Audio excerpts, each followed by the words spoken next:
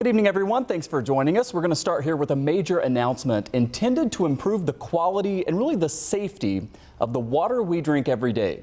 The EPA today announcing a first ever national standard limiting so-called forever chemicals in our drinking water supply.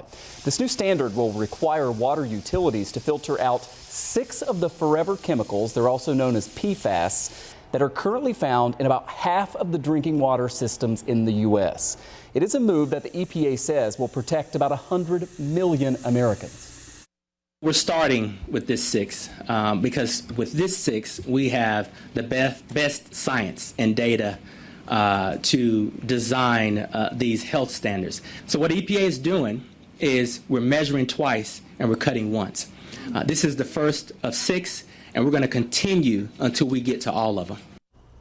Water systems will now have 3 years to monitor for these specific chemicals and then 2 years to implement new technology to reduce their levels. $1 billion in funding from the bipartisan infrastructure law will help states with water testing and treatment.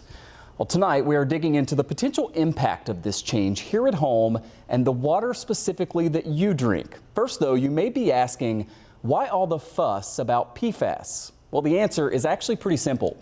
These chemicals can stick around permanently, not just in water, but also in air and soil. And research shows they're linked to a lot of health issues, including cancer.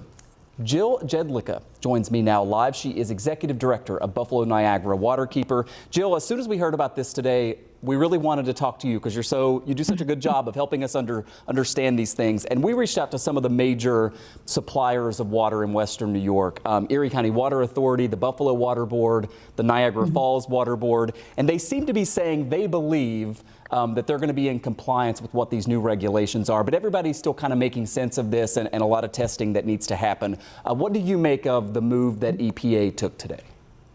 Well, first of all, thank you, Michael, for having me today. We're always happy to talk about our water to Western New York. Well, I think our immediate reaction with this new regulation is we're thrilled by it. This has been years of efforts of scientists and advocates and government agencies really looking to make common sense rules and regulations in place that can protect the most people as possible. We know that PFAS is a major problem for our country and around the world. And just because it is a big problem doesn't mean you avoid dealing with it and taking steps forward. As for the current condition and the testing and monitoring that is already taking place in New York State and Western New York, with these new regulations, in particular for PFOA and PFOS, which are being actively monitored already, the most recent publicly available data that we've seen in 2022 is that, yes, we currently are in compliance for those 2 chemical constituents. However, as your viewers may or may not know, the class of chemicals of PFAS constitute almost 12,000 chemical compounds that are in existence. And we're really only scratching the surface when we're dealing with these 6 that are going to be regulated. New York State, as you just mentioned there, it seems, and based on some of the research I did today, is sort of ahead of a lot of other states in the country. But EPA is really trying to establish this national standard, something that, again, will impact at least 100 million people. Does this go beyond what New York State has had in place? And do you think this will make a tangible difference even in a place like New York, which was already sort of regulated in this space? Yeah, I mean, New York has always been a leader in environmental protections, and that's a sense of pride that we have for our state. But for something like this, in particular for drinking water across the country, it makes sense to have a national standard because your water's not any healthier one state to the next. Like the numbers shouldn't be different, right? It's either impacting human health or it's not. So I think that, since New York State has already asserted so much leadership, we have an opportunity to actually accelerate the monitoring and mitigations that may result of these new regulatory numbers to kind of take a look at. So I'm fairly confident that New York State is going to continue to assert its national leadership and using the federal standards as the baseline for moving forward.